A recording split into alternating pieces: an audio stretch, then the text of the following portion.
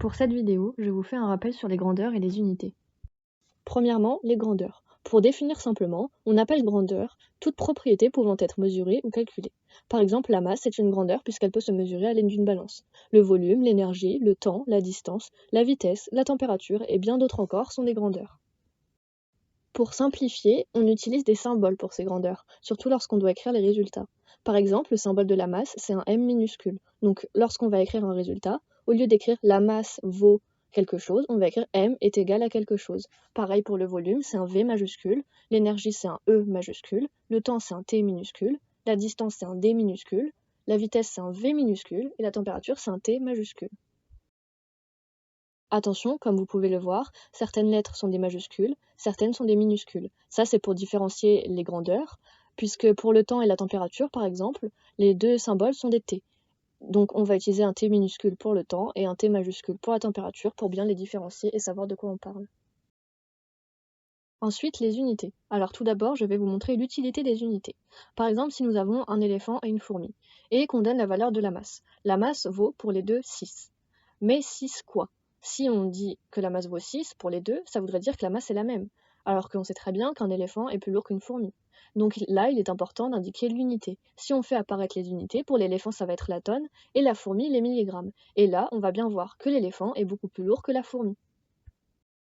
Il en est de même pour un enfant qui roule à vélo et la Station spatiale internationale qui tourne autour de la Terre. Si on indique pour les deux que la vitesse vaut 7,66, nous pouvons croire que la vitesse est la même pour les deux. Or, ce n'est pas le cas, puisqu'en réalité, l'enfant qui fait du vélo a une vitesse de 7,66 km par heure, et la Station spatiale internationale a une vitesse de 7,66 km par seconde. C'est-à-dire que l'enfant, il va parcourir 7,66 km en 1 heure, et la Station spatiale internationale parcourira cette même distance en seulement 1 seconde.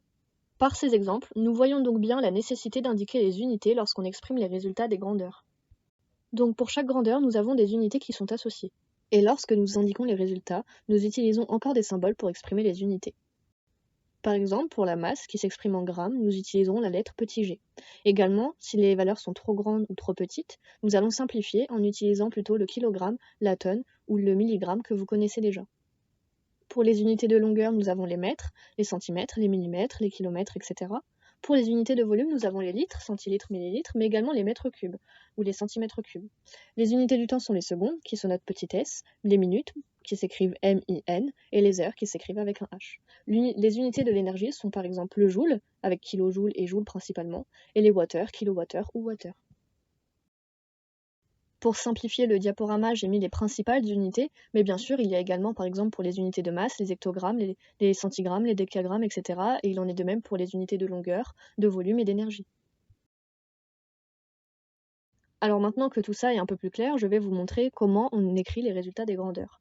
Par exemple, je vois souvent écrit masse est égale à 8 grammes de cette façon. Sauf que maintenant, on est censé utiliser les symboles. Donc on va écrire plutôt M est égal à 8G, avec M qui est le symbole de la masse, et G qui est le symbole des grammes. Ou par exemple, parfois je vois vitesse est égale à 10.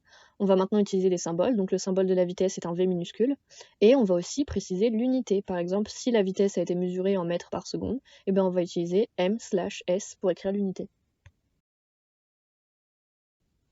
De même, si vous utilisez temps est égal à 60 secondes, vous allez plutôt utiliser les symboles. Donc temps, ça va être t minuscule, et seconde, ça va être s minuscule. Donc t est égal à 60 s.